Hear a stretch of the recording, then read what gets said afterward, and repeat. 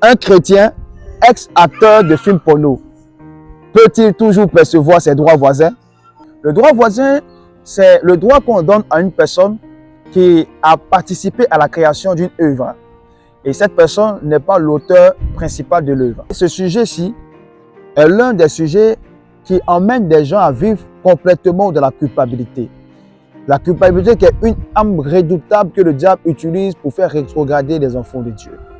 Une personne qui a donné sa vie à Jésus, mais qui continue de recevoir ses droits voisins. Or, elle était de la pornographie. Bon, c'est de l'argent sale. Une personne qui était artiste du monde, qui chantait n'importe quoi, qui pervertissait, n'est-ce pas, la jeunesse, mais sa musique continue à être jouée dans les maquis, dans les boîtes de nuit, sur les réseaux sociaux, sur YouTube, les vues augmentent. La personne continue de recevoir l'argent. C'est de l'argent sale. Tu as tué des gens, tu as fait couler du sang, tu t'es prostitué, tu as bâti des maisons. Ces maisons te ramènent toujours une somme à la fin du mois. C'est de l'argent sale. Est-ce que tu dois toujours recevoir ça? Et il y a un groupe de chrétiens qui sortent le verset magnifique dans le livre de 2 Corinthiens chapitre 5, 17. Si quelqu'un est en Christ, il est une nouvelle créature. Les choses anciennes sont passées. Voici, toutes choses sont devenues nouvelles. Attention, nouvelles. Cela signifie que je ne dois plus prétendre jouir d'une richesse qui n'est pas renouvelée. Une richesse qui n'est pas sanctifiée, mise à part pour la gloire de Dieu. Donc si j'avais mis des dentiers avec l'argent mal acquis, ça veut dire que je vais enlever ce jour-là, ma bouche devient vide. Si j'avais les maisons à Cocody, à Paris, à Washington, un peu partout, j'envoie des caterpillars, je rase toutes les maisons. Ou soit, je laisse les gens habiter dedans, ils ne payent plus.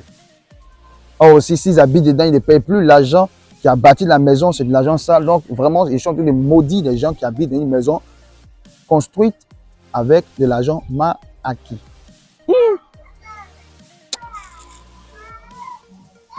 Donc, si la personne avait par exemple 100 gars, 5, elle a bouffé l'argent des 5 gars, ils sont allés même pour les piquer. Ils ont mis un shawarma, ils ont mis toutes ces choses-là. Est-ce que la personne pourra vomir? C'est fini, c'est entré dans son sang, ça a permis de grossir, ou bien elle doit aller faire du régime pour perdre du poids. Et voici un autre verset que les chrétiens sortent. 1 Timothée chapitre 4, verset 4.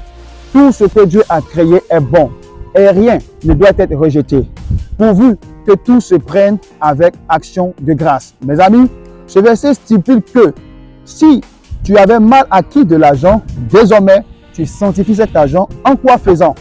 En dédiant cet argent à la cause du royaume des cieux. Par exemple, ton argent va participer, n'est-ce pas, à la réalisation des campagnes d'évangélisation. Ton argent va aider les veuves. Ton argent va aider des personnes déscolarisées.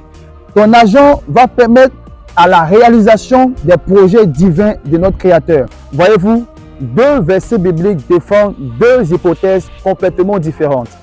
Et ça trouble beaucoup d'enfants de Dieu. La réponse vous sera donnée à la sainte entrevue de ce 1er octobre 2022 à Yopougon Jesco à partir de 18h30. Je serai avec l'acteur Oupo Daye, notre agent commercial de Jésus, pour entrer dans les profondeurs des Écritures et ressortir la pensée parfaite de Dieu. Alors ne reste pas chez toi à la maison, effectue les déplacements et nous allons passer des moments extraordinaires dans la présence de Dieu. Aussi, tu ne peux pas te déplacer, suis-nous sur notre chaîne Facebook Armée Céleste. Je t'aime, Draki RRF, ton homme serviteur. Shalom.